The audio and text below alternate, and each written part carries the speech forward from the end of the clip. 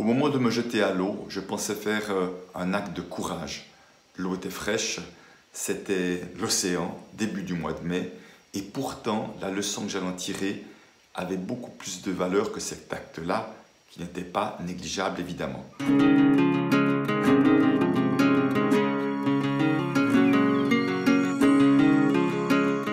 Pour ceux qui ne me connaissent pas, je suis Christian Junot, expert de la relation à l'argent en francophonie, auteur et co-auteur de plusieurs livres.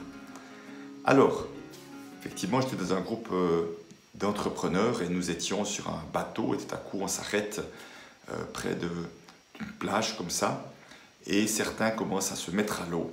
Et je me dis, waouh, ça serait comme bien de faire la même chose, même si je n'avais aucune envie, parce que je savais à quel point elle était froide. Mais je prends mon courage à deux mains, je vais dans l'eau et tout à coup je m'agite, je nage vite pour essayer de combattre le froid de cette eau-là.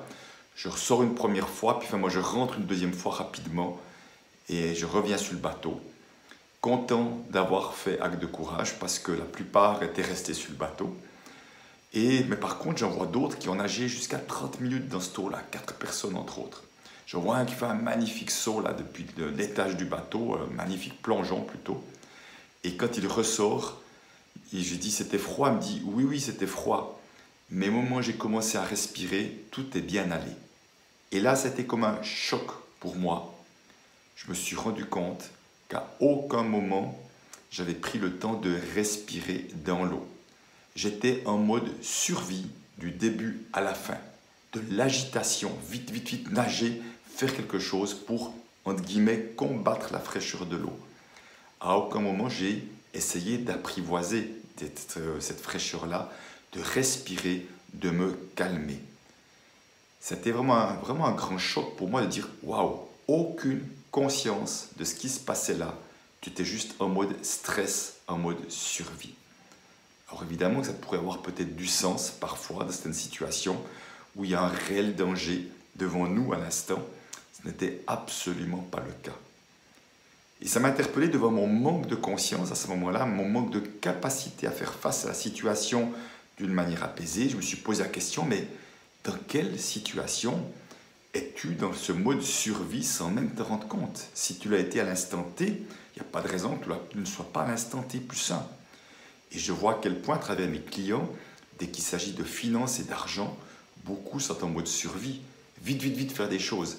Le stress de la peur de manquer, se précipiter sur une action, même pour quelque chose qui ne m'est pas vraiment utile, ou sur un prix bas, stresser à l'idée d'investir de l'argent, jouer petit. Tout ça, ce sont des modes survie. Il n'y a évidemment rien de grave, rien de dramatique là derrière. Simplement, aussi longtemps que nous fonctionnons en mode survie, la qualité de nos actions sera très pauvre. Et il y aura peu de résultats escomptés. Parce qu'il faut vite que je fasse de la prospection, parce que j'ai peur de ne pas avoir assez de clients. Mais encore une fois, dans quelle énergie est-ce que je le fais?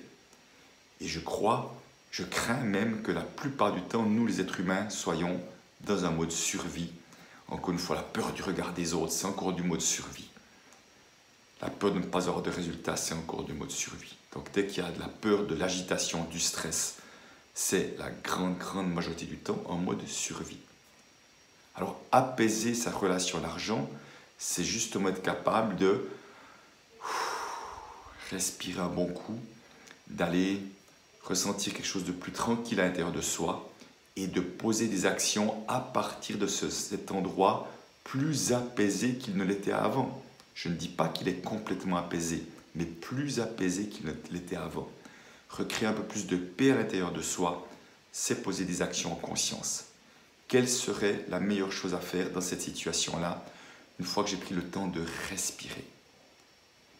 Alors, je vous invite vraiment, et je m'inclus évidemment dedans, à prendre plus de temps de respiration dans nos vies pour justement passer de ce mode survie à ce mode être en vie. Et de peut-être répondre à la question, et qu'est-ce que je peux faire à partir d'un endroit plus apaisé? Qu'est-ce que je peux faire si je m'aime un peu plus là, maintenant?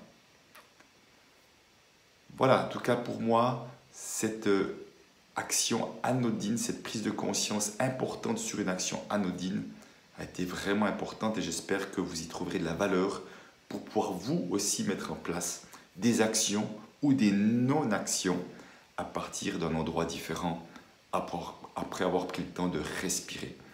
Et je vous partagerai prochainement dans une autre vidéo une autre expérience que j'ai faite dans des conditions très similaires suite à celle-ci, qui ont été complètement différentes. Et là aussi, c'était une belle prise de conscience pour moi. Alors à bientôt. Ciao.